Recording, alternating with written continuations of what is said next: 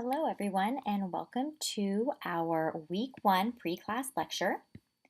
This video lecture is going to cover some of the basic terminology and concepts from accounting that you're going to need for the entire semester. We're going to talk about the definition of accounting and how that relates to the accounting cycle. And the accounting cycle has several steps in it, but for today's class we're only going to talk about step 1, which is transaction analysis. Now, transaction analysis involves 3 main account categories, which are assets, liabilities, and equity, and we'll talk about what each of those three things are, as well as some related terminology, which includes creditors and investors. And lastly, we're going to talk about how all of these 3 account categories fit into the accounting equation, which is the basis for all of accounting. So the definition of accounting is an information and measurement system that identifies, records, and communicates information about an organization's business activities to help them make decisions. And again, that's where the magic happens. Using that information to say, okay, are we making money? Let's keep doing what we're doing. If we're losing money, let's find out why and make some changes. Now, that process of identifying, recording, and communicating information is what we refer to as the accounting cycle, the actual steps that we do in that process. And the reason why we refer to it as a cycle is because in accounting, we measure things in terms of time periods. So month by month or year by year, and that helps us form a basis of comparison. Are we doing better than last month or worse than last month? Are we doing better than last year or worse than last year? But the thing about time periods is that when one ends, another one begins, right? One month is over and then another one comes along, and another one after that, and another one after that. And for that reason, we refer to it as the accounting cycle because it's something that we do over and over and over again.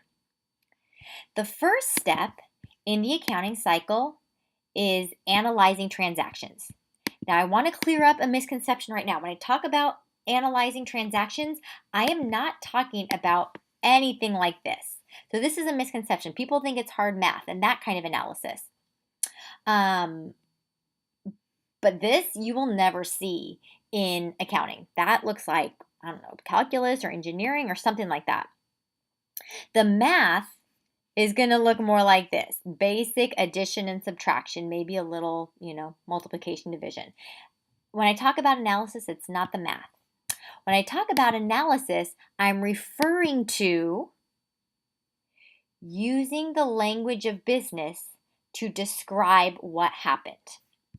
Okay, the things that a business does, we need to record that in the language of business. And that is what I mean by analysis. So before we can do the analysis, we have to understand the language. So we're going to start out by looking at 3 key terms. And these are 3 main account categories. So what we're going to do in transaction analysis is we look at the things that a business does and we categorize them. And there are 3 main categories, and those are asset, liability, and equity. Okay. So first we're going to start out talking about assets. The definition of assets are resources that a company owns or controls that is expected to yield future benefit. Okay. Some examples of this are cash, which is kind of the ultimate asset, because you can use cash to do lots of things for your business. You can use that cash to buy other assets, such as supplies and equipment. You can use that cash to pay your employees. You can use that cash to pay your rent. So cash is kind of the asset that brings a future benefit because of all the other things it can bring you. Supplies and equipment, those provide a future benefit because it helps you run your business. And of course, that's going to look different for every single different business. In this particular example, I've got, office supplies and a delivery truck. Well, not all businesses necessarily need those things. For example, in Soccer with Sara, the equipment that she needed was soccer equipment. So it's a little bit different. But all of those things are considered assets because the company owns or controls them, and it's expected to yield future benefit. Now, those assets don't just come out of nowhere. They must come from somewhere. And that concept of one thing coming from somewhere else is the concept of balance. And you see that concept a lot in a bunch of different areas. Okay? You see it in Chinese philosophy with the concept of yin and yang. Everything in the universe consists of two forces that are opposing but complementary. Okay? Another place you see that is in physics, in Newton's law of motion. It says for every action, there is an equal and opposite reaction. And of course, my favorite is you see that example in music. I don't know if you guys have heard of the Beatles. I don't know, you might be too young, but I love the Beatles. They were even before my time, but I still love them. And they have a song, and part of the lyrics of that song say, and in the end, the love you take is equal to the love you make.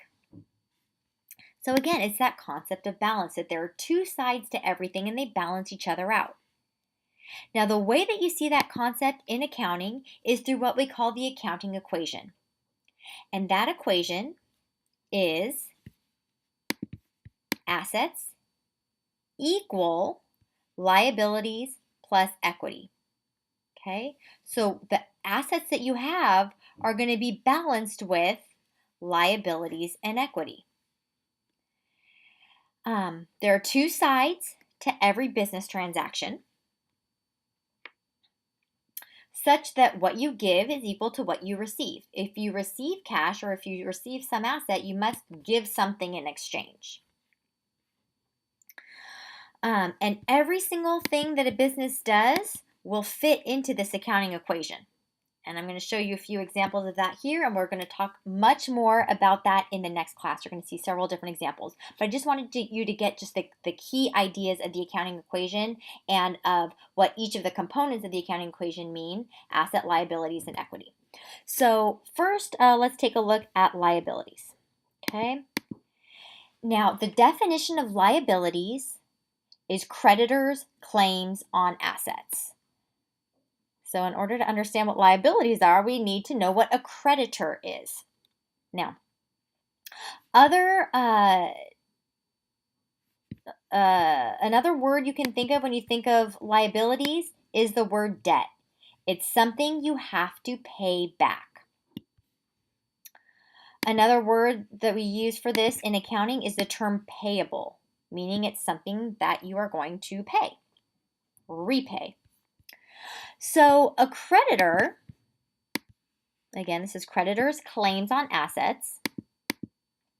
A creditor is a party that loans money or other resources to a business. A good example of this is a bank, but it doesn't necessarily have to be a bank. It could be another business. It could be an individual. In the case of Soccer with Sara, it was actually her parents that were lending her money. If you recall, if you look on transaction 2, her parents lent her money. So in that case, I shouldn't say her, the parents lent the business money. And because of that, the parents became creditors. Okay? They were a party that loaned money to the business. Now, the way that works in terms of transaction analysis, is here. So again, when we talk about transaction analysis, it means we have to fit that transaction, that thing that happened, into the accounting equation. So that particular transaction says, SWS Inc. needs more money than what Sara contributed. Sara asked her parents if the business can borrow $1,000 and pay it back at the end of the summer. So the parents put money or cash into the business. So we see our asset is increasing. Now the specific asset under that category so the main category is asset, the specific asset is cash. So we say that cash increased by $1,000. So that's why you see the plus sign there. But again, that cash didn't materialize out of nowhere. It came from somewhere. And specifically, it came from a loan from the parents. And a loan from parents is debt or a liability.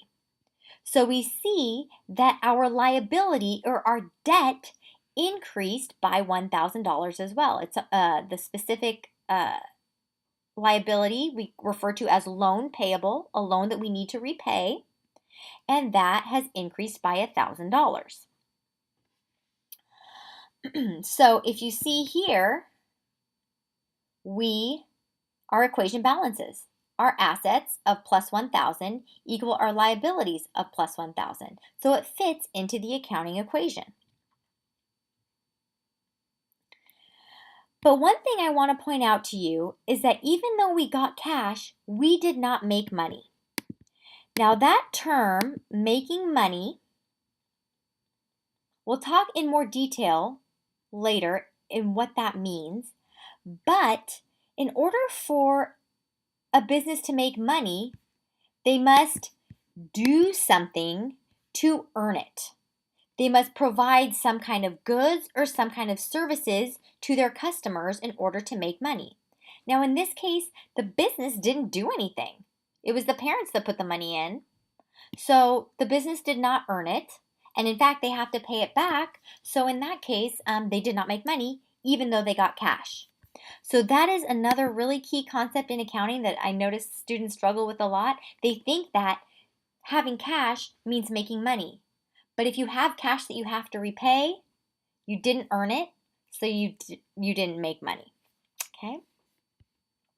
So now I'm going to take a brief break on this video, and so this is part 1 of the video, and now after I'm going to shoot part 2 of the video. So just bear with me, and we'll learn more about how equity fits into this equation.